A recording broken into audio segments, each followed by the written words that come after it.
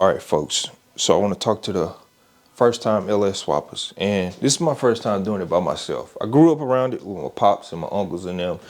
So I got a pretty good knowledge of them. But this is my first time doing it by myself and something that it's not supposed to be in. So with that being said, let's talk about some stuff right quick. It's your first time doing this, all right? Before you start looking at motors, before you start going on websites looking at crate motors, or you've been going to the junkyard looking at them, do some research. That's the one thing you need to take away from this. Take away, do your research.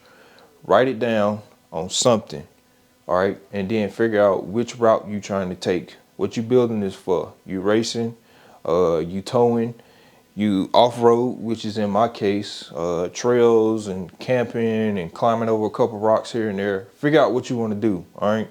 That'll save your wallet and frustration when it comes to buying aftermarket stuff, which is another thing. Whatever block you pick, you need to look at the aftermarket before you get the block, because then you end up spending more money than you got budgeted, or you just blowing money because you got the wrong block.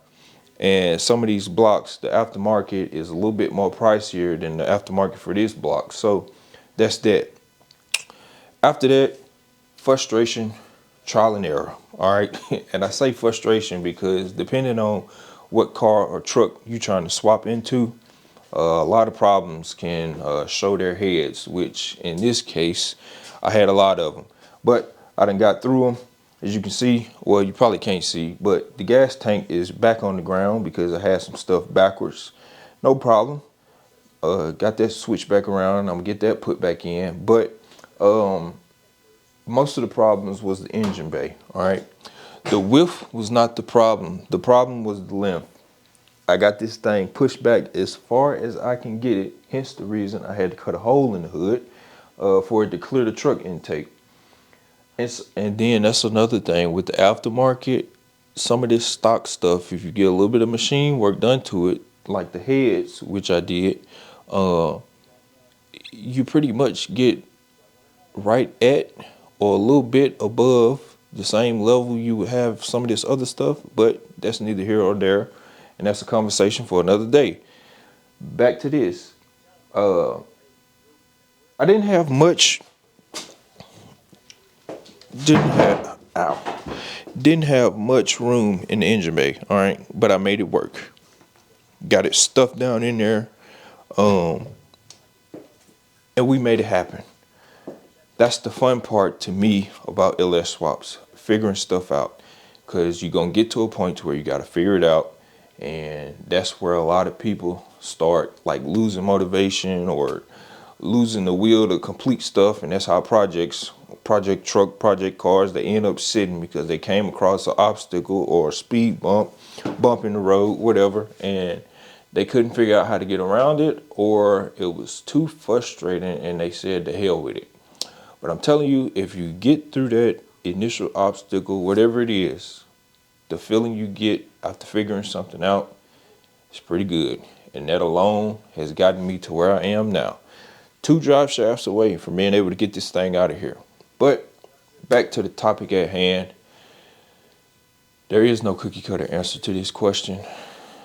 You just got to jump in head first, feet first, and just start making stuff happen. The amount of money you're going to spend, it's really dependent on what you're building for.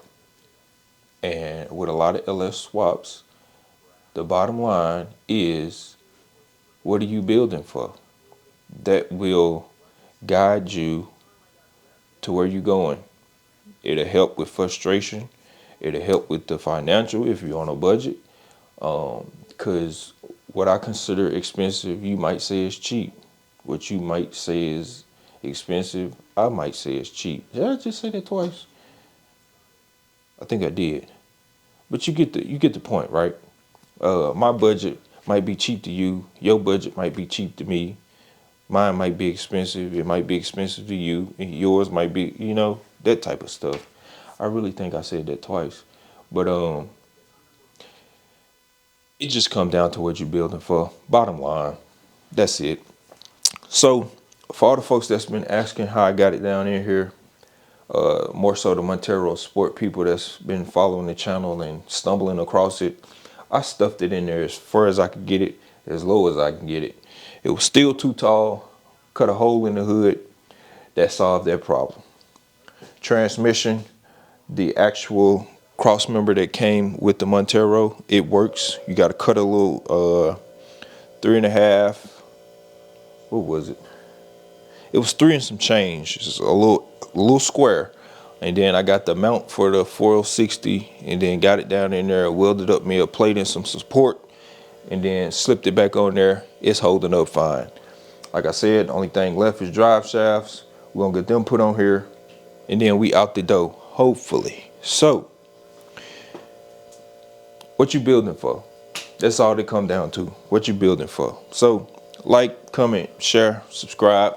Let me know if you actually, somebody else out here is doing this with the Montero. Let me know, because so far I've been in the dark figuring stuff out. Like I said, trial and error. But yeah, to the next video, which hopefully we driving up out of here. But if not, we just gonna keep it going. You feel me? So I'm out.